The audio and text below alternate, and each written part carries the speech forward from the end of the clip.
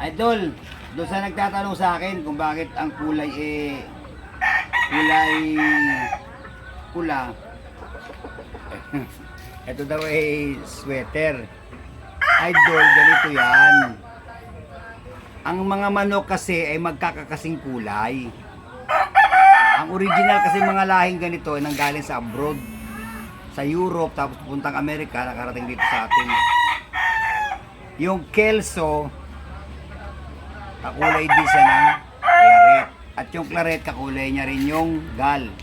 At yung gal, kakulay din niya yung sweater. Halos magkakapareha sila. Alam nyo kung bakit? Dahil sa breed.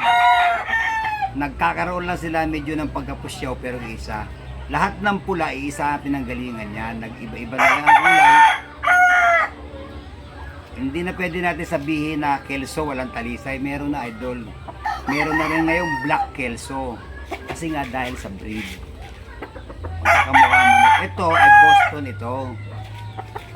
Boston sweater na magsisiyam na buwan. Sarili ko itong pa-breed. Mahaba pa. In-out ko to. Kaya lang ito, mataas ang presyo nito, idol. Saka ito, hindi pa masyadong buka ang katawan yan pa lang, oh. 5K ito. Ang mga manok sa ngayon, sa ngayong panahon ito, ang breed, ang karamihan, ay pumpyangan ng pumpyangan, ganunan ng ganunan. Yan ang kadalasang mga style ng labas ng mga manok ngayon.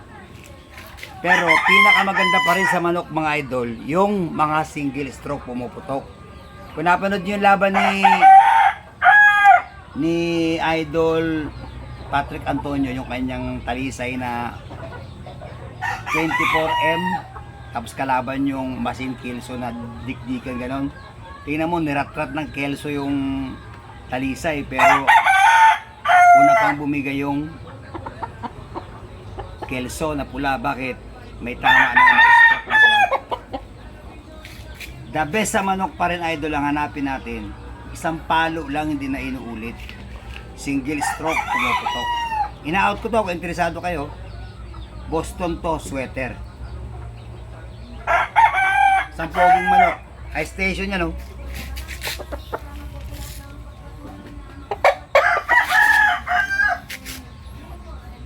Gandang lalaki yan, mga idol.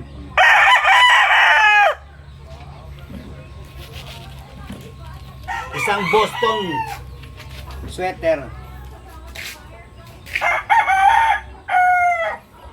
Gwapong gwapo. Sa may interest, PM nyo ako.